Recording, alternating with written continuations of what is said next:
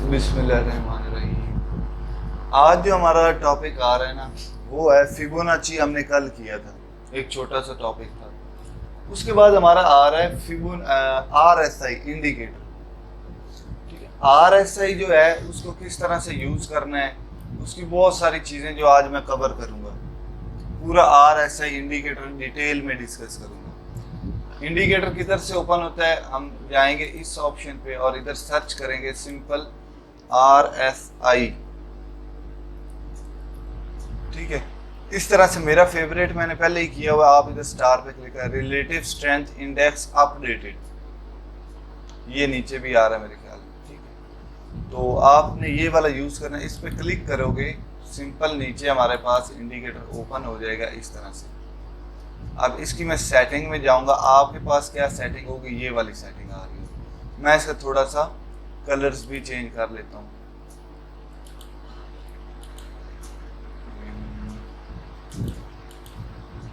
Line को थोड़ा सा मैं इस तरह से कर लेता हूँ। ये सेटिंग है जो आप भी कर सकते हो। उसके बाद बुलिंजर बैंड अपर,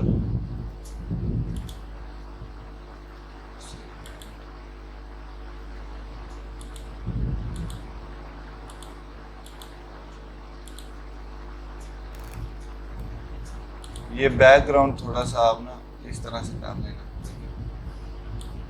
तो थोड़ा सा प्रोमिनेंट नजर आए ये चीज। ये हल्का सा ऐसे कर लें। ठीक है, उसके बाद जो मिडल वाली लाइन है, ठीक है, RSI अपर बैंड, उसको थोड़ा सा प्रोमिनेंट करने के लिए कलर ये ठीक है कलर, और लाइन को बिल्कुल इस तरह से कर लें। उसके बाद मिडल बैंड जो है इसको आपने कोई और कलर दे देना है जो प्रोमिनेंट इसके ऊपर नजर आए। वो है जी ये कलर या फिर ये कर देता हूँ। नजर आ रहा है कि पता नहीं, ये मैं इसकी ओपेसिटी ज्यादा कर देता हूँ। आप देखते हैं कौन सी लाइन से ही प्रोमिनेंट नजर आएगी।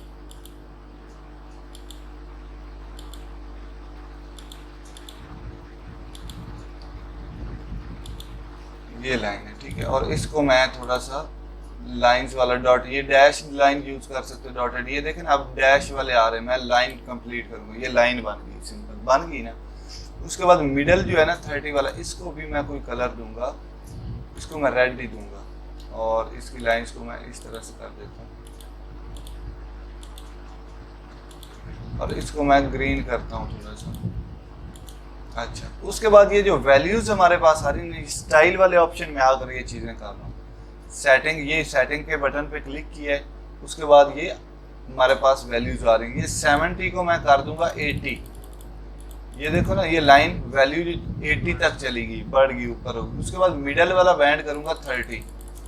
ये मैं क्यों कर रहा हूँ, ये आगे मैं आपको डिटेल में समझाऊंगा। ये 30 पे कर रहे हैं, ये लाइन 30 पे आ रही, दो 30 की वैल्यू सेम आ गई। 30 वाले को कर दूंगा 20 पे। ठीक है, और इसको मैं क्या दूंगा नाम, सेव एज डिफॉल्ट। ठीक है, इस सेटिंग को डिफॉल्ट सेटिंग मैंने कर दिया। अब देखें ये बैकग्राउंड यार थोड़ा सा ना मैं और कर देता हूँ, ये बैकग्राउंड सही है, ये वाइट ही सही है। अच्छा, अब देखिए सिंपल जो सीन बन रहा है, ये मेरे पास RSI है। इसमें क्या होता है कि ये जो वैल्यूज हमारे पास आ रही है ना, ये 80 की वैल्यू है, ये 30 की वैल्यू है, और ये 20, साथ में ये वाला स्केल इनकी वैल्यूज का है। ये RSI की पर्पल लाइन जो जा रही है, ये येलो नहीं, येलो का भी फिलहाल कोई सीन नहीं है, ये अभी नया नया अपडेट हुआ है, इसको ना ही यूज करें तो बेहतर है। सिर्फ आपने ये पर्पल लाइन देखनी होती, इस येलो को आपने डिसेबल करना है। तो मैं इधर आ जाता हूँ, RSI बैंड, इसको मैं वैसे ही कट कर देता हूँ, सिंपल। ये इस तरह से लाइन आएगी।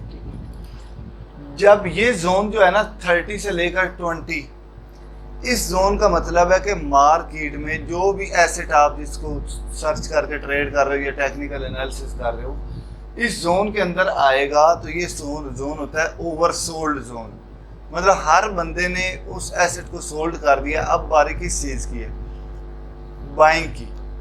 इस जोन में आएगा तो इसका मतलब है कि हर बंदा यहाँ से बेचता बेचता बेचता अब उस जोन में आ गया है, जहाँ पर मैक्सिमम ऐसे होता है कि इस जोन में आने के बाद मार्केट पंप कर जाती है। ये देखो इस जोन में आया 30-20 के मार्केट पंप, इस जोन को टच किया मार्केट पंप, उसके बाद इस जोन के अंदर आया मार्केट पंप, ठीक है ना, इस जोन के पास ही आया तो मार्केट पंप, इस जोन के अंदर आया तो मार्केट पंप कर गई, ये थोड़ा सा नीचे भी चला गया, लेकिन ज़्यादातर ये जोन के अंदर आए थे।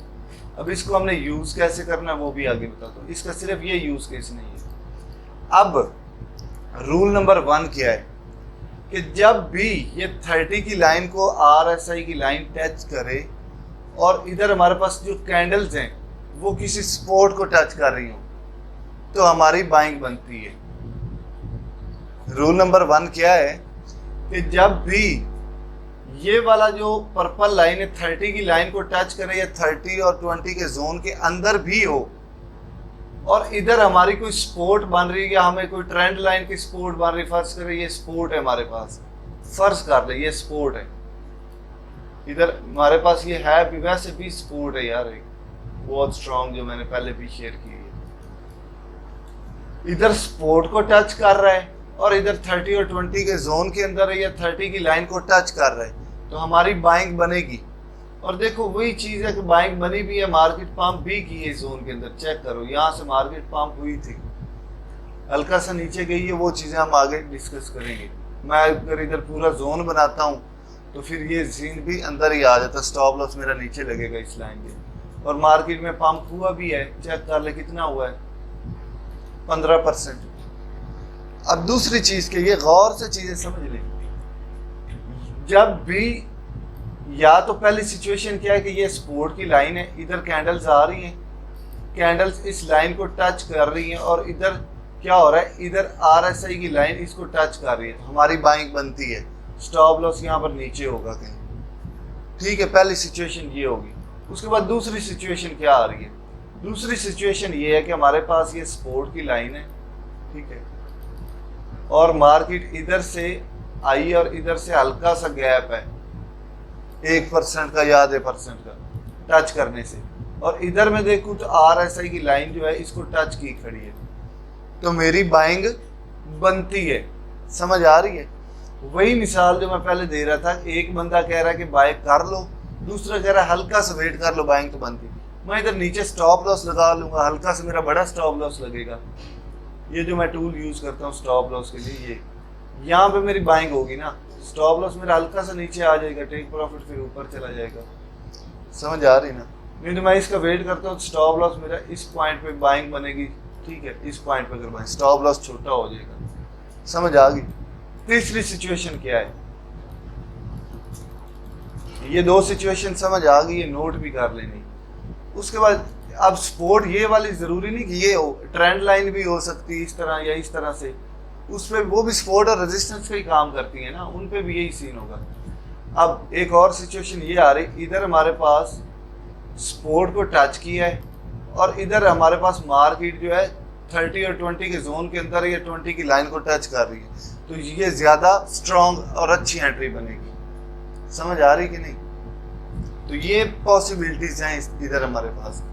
तो इस तरह से मार्केट में पंप होता है। सिर्फ हम RSI को देखेंगे यार 30 और 20 के जोन में आ गए या 30 की लाइन को टच कर रहा है तो मैं एंट्री कर लूँ, वो गलत है।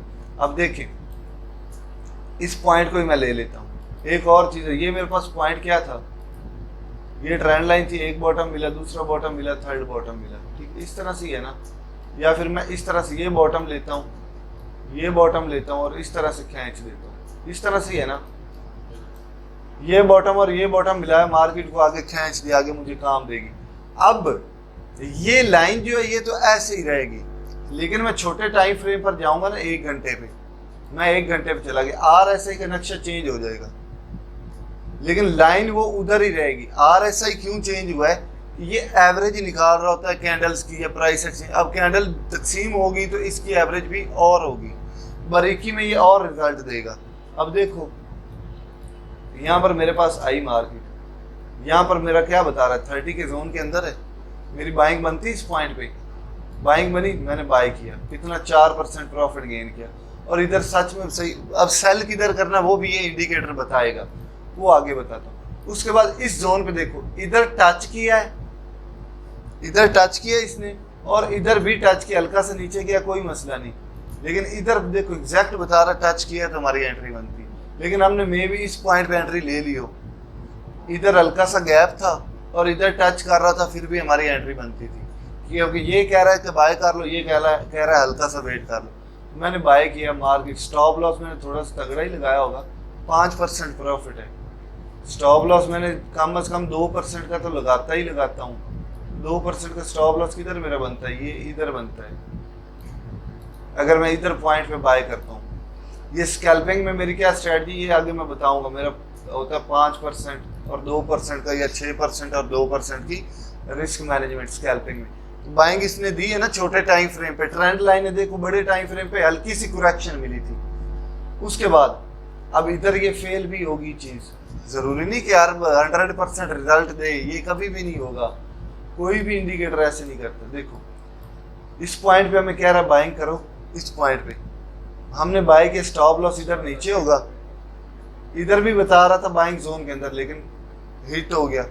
अब देखो ये तो पंप किया है, लेकिन मार्केट उसी जोन पे खड़ी रही है, वॉल्यूम आया लेकिन इतना ज्यादा नहीं आया। यहाँ से मार्केट हल्का फुल्का स्टेबल हुई है, पंप हुई है, लेकिन ये जब ऊपर गया उसके बाद मार्केट और गिर गई, फिर उसी पॉइंट पे आया, इस पॉइंट के अंदर हल्का सा पंप हुई, फिर गिर गई मार्केट, फिर इस पॉइंट पे आई। मतलब जब मार्केट डंप कर रही होती तो ये RSI फेल हो जाता है, लेकिन जब मार्केट स्टेबल है तो बहुत पैसा देता है ये। समझ आ रही कि नहीं? लेकिन अब मैंने क्या बात की थी, मुझे तो पता था मार्केट ने गिरना, ऊपर रेजिस्टेंस आ रही, तो मैं पागल हूं कि बाइंग करूं। ये चेक करो, ये हमारे पास रेजिस्टेंस एक आ रही है, रेजिस्टेंस आ रही है, तो यहाँ पर मैं बाय करूंगा? मुझे RSI कह रहा है बाय करो, और ऊपर से तो रेजिस्टेंस है, मैं बाय करूंगा? नहीं। मतलब कहने का क्या है, सिर्फ इंडिकेटर देख कर नहीं, हमने दूसरी चीजें भी यूज करनी है। उसके बाद यहाँ पर मुझे बाइंग बनती थी, एक अपॉर्चुनिटी बनती थी इस पॉइंट पे। मार्केट ने रेजिस्टेंस तोड़ी, सपोर्ट लेने आया, लेकिन मैं और 15 मिनट पे जाता हूँ तो मुझे इस पॉइंट पे भी ये बाइंग बताएगा। ये देखो, नहीं इस पॉइंट पे नहीं बता रहा मुझे बाइंग, इस पॉइंट पे रेजिस्टेंस टूटी है, यहाँ पे सपोर्ट को टच है और यहाँ पर अच्छा खासा गैप है, बाइंग नहीं बनती। लेकिन उस ट्रेंड लाइन है देखो जो हमने ड्रॉ की, कितना प्रॉफिट देगी है, 11% प्रॉफिट दिया। वही ट्रेंड लाइन है। अब RSI नहीं मुझे कह रहा, तो और भी आगे चीजें जो कॉन्फ्लुएंस दे रही होंगी, सारी चीजों को देख कर हमने एंट्री करनी। RSI एक पार्ट है जो कॉन्फ्लुएंस हमें देता है, हम एक एंट्री ले रहे हैं, हमें दूसरी 5 चीजों से कंफर्मेशन नहीं मिल रही, तो RSI में भी हमारे वो क्लियर कर दे। उसके बाद देखो, अब मेरे पास ये भी तो एक ट्रेंड लाइन बन रही है, ये बॉटम मिलाऊं, ये वाला बॉटम और ये वाला बॉटम मिलाऊं और आगे खींच देता हूँ। एग्जैक्ट इस पॉइंट पे मुझे कह रहा था बाइंग बनती है तुम्हारी, इस पॉइंट पे कह रहा था। RSI कह रहा था 19-20 का फर्क है, ये कह रहा था बाय कर लो, मैं बाय कर लूंगा ना, बाय किया, हल्का सा प्रॉफिट लेकर साइड पे हो गया 2.85%। लेकिन सिर्फ मैं समझा रहा हूँ, 2% स्पॉट ट्रेडिंग में बहुत ज्यादा नहीं होता।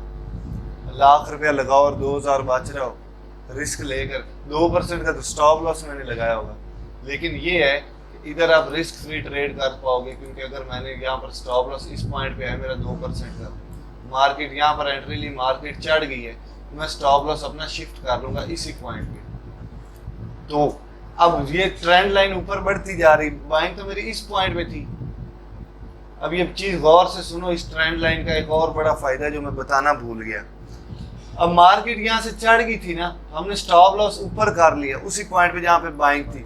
अब मार्केट अगर नीचे आती भी है तो ये ट्रेंड लाइन टूटेगी, तो मुझे ये पता चल जाएगा ना कि मार्केट अब गिरेगी, चल जाएगा ना। लेकिन स्टॉप लॉस मेरा यहाँ पे, यहाँ पर मेरी बाइंग हुई थी, मार्केट आहिस्ता आहिस्ता ऊपर चढ़ी, लेकिन मुझे कॉन्फिडेंस मिल गई कि मार्केट नीचे गिरी। यहाँ से गिरी है, मेरा स्टॉप लॉस हिट हुआ, लेकिन मुझे ना प्रॉफिट हुआ ना लॉस, क्योंकि मैं उसी पॉइंट पे निकल गया था जहाँ पे बाइंग की थी। उसके बाद ये रेजिस्टेंस का काम करेगी, मार्केट नीचे गिरेगी और मुझे कोई बाइंग अपॉर्चुनिटी मिली तो वो मैं करूँगा।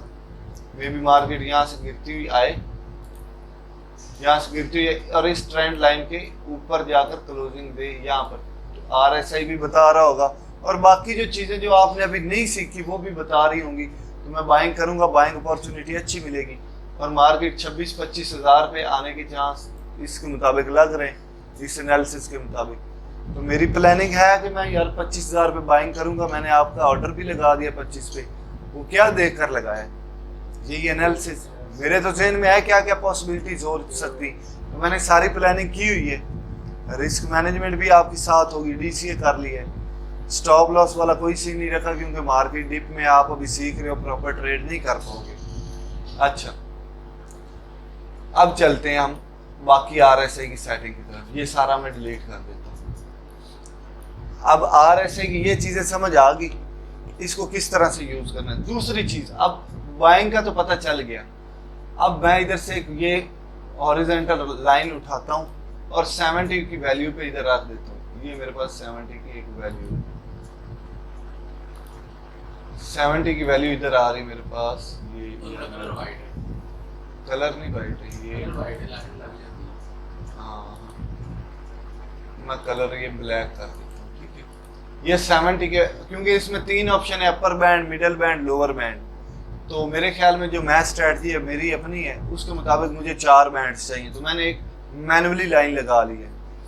अब ये जो जोन है ये बाइंग जोन है। इस जोन के अंदर मार्केट पंप करती 80 to 85%। जब मार्केट स्टेबल होती, इस तरह डंप नहीं कर रही होती। और दूसरी बात, जब मार्केट इस जोन के अंदर आएगी तो बहुत ज्यादा चांस है कि मार्केट गिरे, इसको टच करें, जिस तरह 30 की लाइन को। अब इसमें रेजिस्टेंस की मैं पॉइंट बता दूं, वही सेम सिनेरियोज होंगे कि अगर यहाँ पर रेजिस्टेंस है हमारे पास, फर्ज करें ये देखो मार्केट इस पॉइंट से नीचे गिरी थी, तो ये हमारे पास ये जोन, तो उसके बाद फिर मार्केट इस पॉइंट पे आती है और इधर से RSI 70 और 80 के जोन के अंदर है या 70 की लाइन को टच कर रहा है, तो हम निकल जाएंगे अगर हमने एंट्री ली हुई है, ठीक है। दूसरी पॉसिबिलिटी क्या थी, अगर रेजिस्टेंस को टच कर रहा है, इधर से हल्का सा गैप है, तो फिर भी हम निकल जाएंगे। ये कह रहा है कि निकल जाओ और ये कह रहा है 19-20 का वेट कर लो। रेजिस्टेंस का कॉन्सेप्ट यार फिर से मैं आपको समझा दूं, फिर भी कुछ दोस्त होते हैं जिनके कॉन्सेप्ट क्लियर जल्दी नहीं होते। अब ये मेरे पास लाइन है ना 80 की, 70, ये इधर मैं फिर से लाइन लगा देता हूँ, सॉरी इधर लगी हुई है हमारे पास।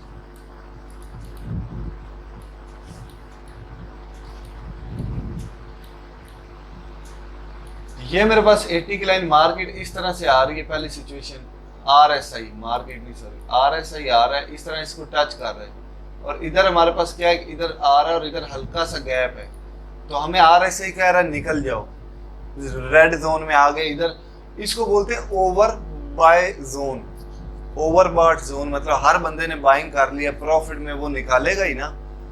तुम प्रॉफिट में आ गए हो $20 $30, तुम निकलोगे ना ट्रेड से, सही बात है ना। तो ये ओवरसोल्ड, ये सिर्फ एक मीटर समझ लो इसको, ये बताया कि ओवरसोल्ड जोन में मार्केट आ गई या ओवर बाय जोन में आ गई। दूसरी सिचुएशन क्या है कि मार्केट इस तरह से आए, ये भी टच कर रहा हो और ये भी टच कर रहा हो, फिर भी हम निकल जाएंगे, ये हमारे पास। उसके बाद तीसरी पॉसिबिलिटी क्या है, ये इधर मार्केट हल्के से गैप में हो, ठीक है, और इधर टच कर रहा हो, फिर भी हम निकल जाएंगे रेजिस्टेंस पे। तीसरी पॉसिबिलिटी, जो लास्ट पॉसिबिलिटी, वो ये है कि इधर ये इस जोन के अंदर हो किसी भी, या 80 को टच कर रहा हो, ये जोन के अंदर, और इधर रेजिस्टेंस के पास हो या टच कर रहा हो, फिर भी हम निकल जाएंगे। कि हमें पता चल जाता है कि यार मार्केट किसी पॉइंट पे भी निकल जाएगी। ये इंडिकेटर और रेजिस्टेंस का कॉन्सेप्ट है। इसके बाद ट्रेंड लाइन भी उसमें आ जाती है, फिर रिट्रेसमेंट भी यूज कर सकते हो, इसके साथ सपोर्ट और रेजिस्टेंस का ही काम करता है ना वो। समझ आ रही चीजें कि नहीं। तो ये RSI का एक यूज है जो मैंने आपको बताया। उसके बाद क्या यूज आता है, उसके बाद हमारे पास कॉन्सेप्ट आता है hidden bullish divergence and hidden bearish divergence. ये क्या होती है ये मैं आपको बताता हूँ। बुलिश बिरिश फॉरेक्स और क्रिप्टो में कोई फर्क नहीं यार, बाइंग सेलिंग का और उसके फंडामेंटल्स का है, ठीक है। बुलिश का मतलब होता है मार्केट का ऊपर जाना, बिरिश का मतलब है डाउन जाना। बुल किसको, वो बैल को बोलते हैं, बियर वो बालू को, वो क्या उसको रीच को बोलते हैं, सॉरी, ठीक है। आप इधर सर्च करेंगे आपको कॉन्सेप्ट समझ में आ जाएगा। बुलिश का मतलब है मार्केट का अप जाना, बिरिश का डाउन, ठीक है। अब क्या मैं बताने लगा हूं, हिडन बुलिश,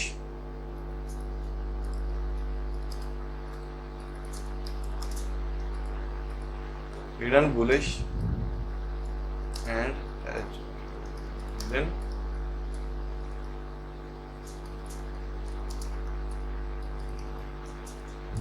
डाइवर्जेंस, ठीक है। हिडन बुलिश और हिडन बिरिश डाइवर्जेंस, ये मैं छोटे कर लूं, चलो ठीक है।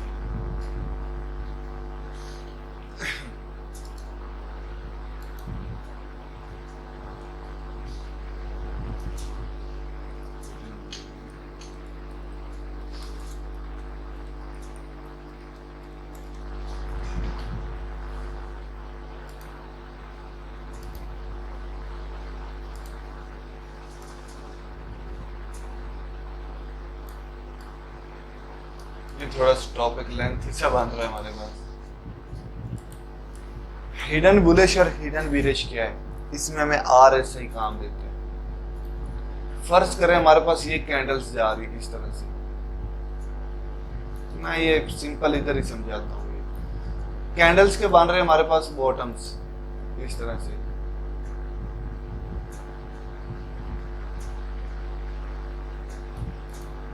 इस तरह। ये बॉटम है एक, ये दूसरा बॉटम है, ये तीसरा बॉटम है, ये चौथा बॉटम है।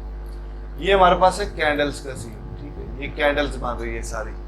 उसके बाद नीचे हमारे पास आर ऐसा ही बन रहा था, इन्हीं कैंडल्स को इस तरह से फॉलो कर रहा होता है, इस तरह से, इस तरह से, इस तरह से, ठीक है। फॉलो कर रहा होता है ना। हमने देखना होता है कि ये जो बॉटम्स बन रहे हैं, ये टूल यूज करते हैं एरो या ट्रेंड लाइन वाला। ये बॉटम्स को इस तरह से मिलाते हैं, ये बॉटम इससे लेकर यहाँ तक ये डाउनवर्ड जा रहा है। इधर हम हिडन ये आर एस आई को देखते हैं, इधर भी बॉटम्स डाउनवर्ड ही जा रहे हैं ना। मतलब ये कैंडल्स को ये आर एस आई फॉलो कर रहे हैं। लेकिन जब ये चीज गड़बड़ करती है कि इधर हमारे पास बॉटम डाउनवर्ड जा रहे हैं और ये bottoms R S I upward इस तरह से दिखा रहा हो, तो हमें एक साइन मिलता है कि मार्केट में गड़बड़ है। इसको हिडन बुलिश डाइवर्जेंस बोलते हैं कि वॉल्यूम में चेंज है, एक डाइवर्जेंस है उसमें मार्केट में। डाइवर्जेंस का मीनिंग क्या होते हैं मैं आपको इधर गूगल, मुझे भी नहीं पता, मैं आपको गूगल करके दिखाता हूँ। हाँ, फिर भी मैं ट्रांसलेट इंग्लिश इनटू उर्दू, मैं ये यूज करता हूँ यार, इतने पढ़े लिखे नहीं है हम, ठीक है। इंग्लिश जो नहीं आती मैं सर्च कर लेता हूँ। डाइवर्जेंस, इनहराफ, मेरे ज़हन में था, मैंने कहा इतनी उर्दू नहीं आती, लेकिन एक लफ्ज़ है वो और है। मतलब एक चीज़ों का इनहराफ का उर्दू में क्या मतलब है मुझे ये भी नहीं पता, लेकिन आपको जो कॉन्सेप्ट हाँ उससे तब्दील हो जाना, बिल्कुल यही चीज़ मैं बता रहा हूँ। तरतीब जो ये जा रही है ना हमारे पास इस तरह से, ये डाउन, ये भी इसको फॉलो कर रहा है, इसको फॉलो कर रहा है, लेकिन इस पर इनहराफ पैदा हो गया। ये और बात कर रहा है, ये और, मतलब दो चीज़ों में इत्फाक ना होना, इसको भी डाइवर्जेंस हम कह सकते हैं, ठीक है। अब मैं नीचे आता हूँ, इससे हमें फ़ायदा क्या होता है और हम इससे क्या फ़ायदा उठाएंगे ये मैं आपको बताता हूँ।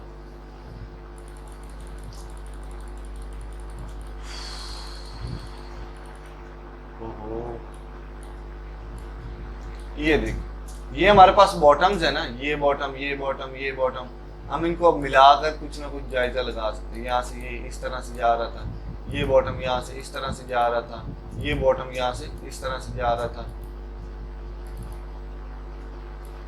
ये थोड़े सीन है, ये हम बॉटम्स को इस तरह से मिलाते हैं। ये बॉटम्स है हमारे पास, ये बॉटम। अब ऐसे ना करना कि ये इतने इतने बॉटम्स आप मिला लें, बराबर वाले नहीं मिलाने, आपने वो मिलाने जो अप डाउन हो रहे इस तरह से। 3-4 बॉटम्स अगर एक ट्रेंड में जा रहे हैं तो उनको मिला सकते हैं, ठीक है। और ये बॉटम देखना बराबर है, इसमें कोई खास चीज़ नहीं। ये बॉटम और ये बॉटम आप देख सकते हैं, इस तरह से बॉटम्स को मिलाया जाता है। ये मैं क्यों बता रहा हूँ, क्योंकि कई दोस्तों को ये समझ भी नहीं आती। अब मैं आता हूँ इधर, ये हमारे पास साथ में ये चीज़ें हैं, ठीक है। ये बॉटम्स है हमारे पास, ठीक है। अब हिडन बुलिश को हाँ वो रिमूव किए, खुद बहुत समझा रहा था ना।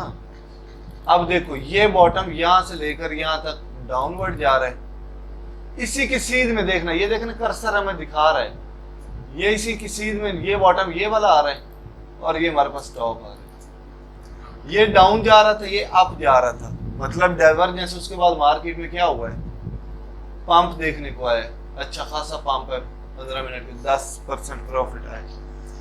अब इसमें एक स्ट्रेटजी है। स्ट्रेटजी क्या है, हिडन बुलिश आपको कोई सिखा देगा, कोई मसला नहीं, लेकिन स्ट्रेटजी क्या है, कि ये जो जोन मैंने 30 और 20 का बनाया है ना, और 70 और 80 का बनाया है, अगर मार्केट में, अब ये बात गौर से सुने, ये बॉटम और ये बॉटम, ये पहला बॉटम है, ये दूसरा बॉटम है, इनको मिलाया, ये पहला बॉटम है और ये दूसरा बॉटम है, इनको मिलाया। अब अगर तो एक बॉटम इधर डाउनवर्ड जा रहा है, ये बॉटम कैंडल्स वाला बॉटम, ये जरूरी नहीं कि ये डाउन और ये अप हो, ये अप हो और ये डाउन हो, फिर भी हम डाइवर्जेंस बोलेंगे, ठीक है, मतलब ऑपोजिट होने चाहिए।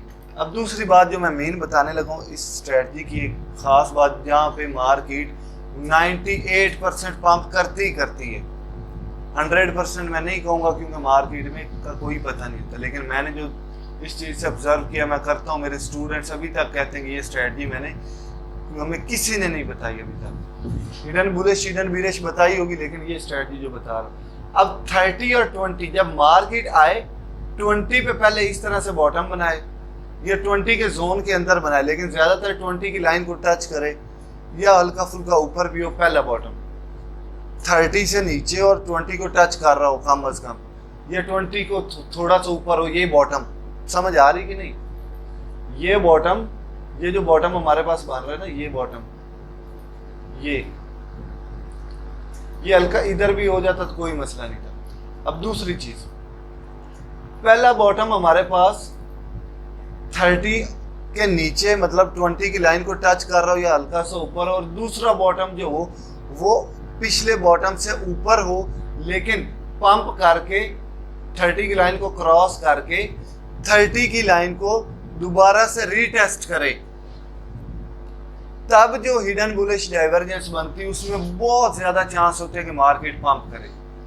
ये समझ आई कि चीज की नहीं? एक दफा डीप होके 20 के पास आए, उसके बाद पंप करके 30 को जोन को तोड़कर, ठीक है, दोबारा रीटेस्ट करे 30 की लाइन को, या हल्का फुल्का गैप हो 30 की लाइन को 19-20 का चल जाएगा।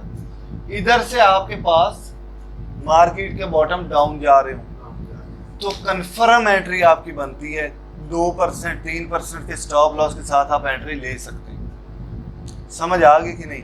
अब इस स्ट्रेटजी में खास बात यह है कि मुझे इसमें नहीं पता चलता कि इसका टारगेट क्या बनेगा, टारगेट का नहीं पता चलता, मार्केट कितना, कभी कभी 30% पंप कर जाती, कभी कभी 5%, कभी कभी 4% कर जाती। जितना बड़ा टाइम फ्रेम होगा उतना बड़ा आपको प्रॉफिट देखने को मिलेगा, बड़े टाइम फ्रेम पे बनेगा तो बड़ा प्रॉफिट देखने को मिलेगा। अब मैं आगे आता हूँ, ये देखिए यहाँ पर बॉटम्स देखो, हिडन बुलिश नहीं बन रही, ये बॉटम अप जा रहा है तो ये भी अप ही जा रहा है, समझ आ रही ना? लेकिन इसमें एक चीज देखो, पहले 20 की लाइन को टच किया, फिर रीटेस्ट करके फिर 30 को जब टच करने आया तब मार्केट ने पंप लिया है, लेकिन बुलिश डाइवर्जेंस हिडन बुलिश नहीं बनी, लेकिन वो चीज आती है अंदर, वो सीन एक आ रहा है, तो इससे भी आप फायदा, ये मेरा एक्सपीरियंस मैं आपसे शेयर कर रहा हूँ। मैं इस तरह से, एक्सपीरियंस भी कोई चीज़ों का नाम होता है, रूल्स नहीं होते। हर बंदा अपनी एक चीज़ में एक उसने वक्त ज़ाया किया है तो अपनी चीज़ छोटी मोटी कोई ईजाद करता है। समझ आ रही है ना? कोई भी काम हो, आप पानी भरने जा रहे हो, आप ब्रश कर रहे हो ना, कंघी कर रहे हो, डेली करते हो, हर बंदे का एक अपना स्टाइल होता है ना। तो वो मैं ट्रेड कर रहा हूँ तो मेरा अपना एक्सपीरियंस, मैंने अपने स्टाइल में एक चीज़ दरियाफ्त की है, कई बंदों ने अपनी की होगी, ठीक है, एक स्पेशल टूल उनके पास होता है, एक वक्त ज़ाया किया है किसी ने एक चीज़ पे। तो क्रिकेट में हम आते हैं तो हर बंदा सीखता तो पहले यही, एक शॉट ऐसे लगानी है, ऐसे लगानी, ये वो, लेकिन हर एक बंदे के एक अपनी स्पेशल शॉट होती है ना, जो किसी और की नहीं होती, मतलब एक स्पेशल उसको चीज़ मिल जाती है यार, उसको आसानी होती है, वो उसमें एक्सपीरियंस थोड़ा सा इस जोन में मैं खेलूंगा तो, हाँ जी, इस जोन में ये मुझे एक्सपीरियंस है, इसमें अच्छा खेल सकता हूँ मैं। अब आगे आए, हिडन बुलिश में दिखाता हूँ आप लोगों को। ये बहुत सारे बनते हैं, जरूरी नहीं 15 मिनट पे बन रहा है तो 1 घंटे में नहीं बने, 1 घंटे पे भी बन रहे होते हैं, कई बन रहे होते हैं जो 15 मिनट पे शो नहीं हो रहे होते, क्योंकि इसने तो चेंज हो जाना हर बार। समझ आ रही ना? अब ये देख, इधर कितना छोटा सा बन रहा था, ये देख इधर बता ही नहीं रहा था, इधर नहीं बता रहा ना 1 घंटे में, लेकिन मुझे 15 मिनट पे बता रहा था। टाइम फ्रेम्स को भी कंबाइन करना। अब देखिए ये क्या हो रहा था, यहाँ से बॉटम पकड़े और ये बॉटम पकड़े, डाउन है, वही स्ट्रेटजी चेक कर ले। अभी थोड़े दिन पहले की, 1-2 दिन, ये 20 को टच किया, मार्केट पंप हुई, दोबारा रीटेस्ट करने के लिए इस पॉइंट पे आया, पंप हुई कि नहीं, मार्केट कितना पंप हुई चेक कर लो, 16% पंप हुई है, वही स्ट्रेटजी है ना। अब एक और चीज, अब जब ये चीज ना बन रही हो लेकिन ऑपोजिट हो रहा हो फिर भी मार्केट पंप करती, लेकिन उसमें मैं 98% नहीं कह सकता। वो भी मतलब रूल्स में है कि मार्केट यहाँ से डाउन है, यहाँ से अप बन रही है, आपकी एंट्री बनेगी। लेकिन ये 30 और 20 के जोन के अंदर ये चीज बन रही हो या उसके आसपास बन रही हो, फिर भी चांस होते हैं ज्यादा पंप करने की। ये चीज समझ आ रही, पल्ले पड़ रही कि नहीं पड़ रही? अच्छा आगे हम चलते हैं थोड़ा सा। ये देखिए मैं और आपको स्ट्रेटजीज थोड़ी सी इसमें एग्जांपल्स दे लूँ ताकि आपको थोड़ी समझ आ जाए। ये मैं इसको बॉटम्स अच्छी तरह देखने के लिए, ये देखिए ये अपवर्ड जा रहा है, इधर भी अपवर्ड ही है, कोई इसमें सीन नहीं बन रहा। ये देखिए फिर से एक एग्जांपल, ये बॉटम और ये बॉटम मिलाओ, अपवर्ड है और 20 के जोन के अंदर टच करने से हल्का पहले पंप किए फिर रीटेस्ट करने आ रहे हैं। देखो एक रीटेस्ट किया, पंप तो हुई है, ये देखो एक रीटेस्ट किया, मैं यहाँ पर भी तो एंट्री ले सकता था ना, पंप लिया एंट्री हुई, मैंने स्टॉप लॉस अपना ऊपर कर लिया होगा ना जब मार्केट पंप कर गई, मैं इधर विदाउट ना प्रॉफिट ना लॉस में निकल गया। फिर इधर मुझे फिर से उसने बताया कि यार इधर फिर मार्केट है, इधर फिर मैं एंट्री लूंगा, मार्केट पंप कर गई, कितना पंप की 767%, क्योंकि हम 1 घंटे के टाइम फ्रेम पे। तो ये देखें ना इधर डाउन है और उधर अप दिखा रहा है, ये अप है और ये डाउन है, बन रही है ना एक चीज। उसके बाद मैं आगे आता हूँ, ये देखिए ये बॉटम चेक कर लें, इस बॉटम से लेकर इस बॉटम में डाउनवर्ड है और इस बॉटम से देखो यहाँ से लेकर यहाँ तक देखो अपवर्ड है, चेक कर लो एंट्री बनती मेरी, लेकिन ये बहुत ज्यादा प्रोमिनेंट हमें नहीं नजर आ रही। ये देखो ना है तो अपवर्ड ही ना और इधर है तो डाउनवर्ड ही। ये चीज समझ आ गई कि नहीं, पल्ले पड़ रही है कि नहीं?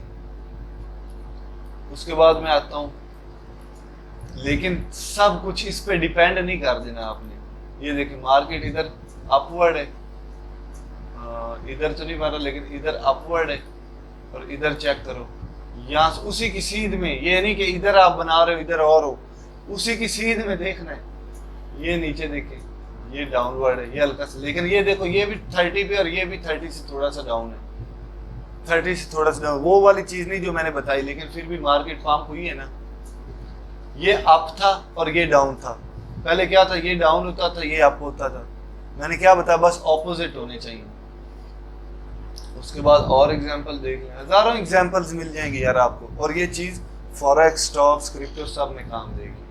अब दूसरी चीज की तरफ आ जाए, ये देखिए एक और एग्जांपल, ये डाउन जा रही है, ये देखिए यहाँ से 20 को टच किया, रिकवर हुई, फिर से रीटेस्ट करने आई, इस पॉइंट पे मैंने एंट्री ली, पहले इस पॉइंट पे ली, ये जो पॉइंट है मार्केट पंप हुई अच्छी खासी, 4-5% की कैंडल ये गई है, मैंने एंट्री लेकर निकल गया, फिर से मार्केट इस जोन में आई, वही चीज बन रही है, मैं फिर बाय करूंगा, फिर मार्केट पंप कर गई, 2 बार मुझे इसने प्रॉफिट दे दिया।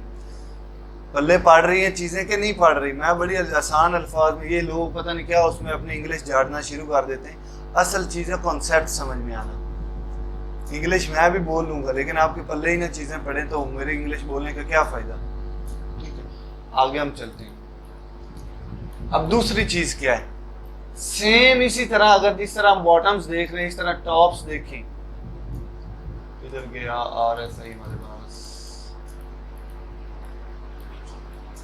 नीचे नहीं गायब हो गया, वैसे कट कर दिया।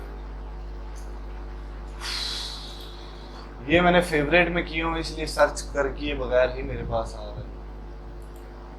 ये देखिए अब सेम इसी तरह ये 70 से लेकर 80 से लेकर 70 का जोन है, वही वाला over sold zone, overbought zone, इसमें हम टॉप्स देखते हैं। ये देखिए टॉप्स ऑपोजिट हो और वही स्ट्रेटजी, अगर 80 के टच करके फिर 70 के पास आए, 80 को टच करके, मैं बताता हूँ, ये देखिए वो लाइन लगाई थी ना, ये लाइन फिर से मैं लगाता हूँ, ये हमारे पास 70 का जोन है, ठीक है, इसको मैं थोड़ा सा बड़ा करता हूँ ताकि प्रोमिनेंट चीजें नजर आए। ये मेरे पास एक टॉप बना, ये इसको जो पहले बताई वो हिडन बुलिश डाइवर्जेंस है, अब हिडन बीरिश, हिडन का मतलब क्या, छुपी हुई डाइवर्जेंस, छुपा हुआ इख्तलाफ, मतलब मार्केट में कुछ गड़बड़ है। अब टॉप्स देखो मेरे पास, ये मेरे पास यहाँ से लेकर यहाँ तक अपवर्ड जा रहा है, इधर मैं देखूँ यहाँ से लेकर यहाँ तक डाउनवर्ड जा रहा है, वही चीज है। 80 के जोन में आया, 80 को टच नहीं किया लेकिन उस जोन के अंदर आया, फिर 70 के पास आया, यहाँ अपवर्ड या डाउनवर्ड, मार्केट गिरी कि नहीं। इसी चीज को लेकर आप छोटे टाइम फ्रेम पे अच्छी खासी ट्रेडिंग कर सकते हो, लेकिन मैं रेकमेंड नहीं करता। हर चीज सीखो अगर प्रोफेशनल ट्रेडर बनना है। मैं इस चीज को एज अ सेकंड कन्फ्लुएंस लेकर चलता हूँ। सेकंड कन्फ्लुएंस का मतलब दूसरी जो चीज, मतलब दूसरी एक कंफर्मेशन लेना, दूसरी, हाँ सेकंड प्रायोरिटी नहीं।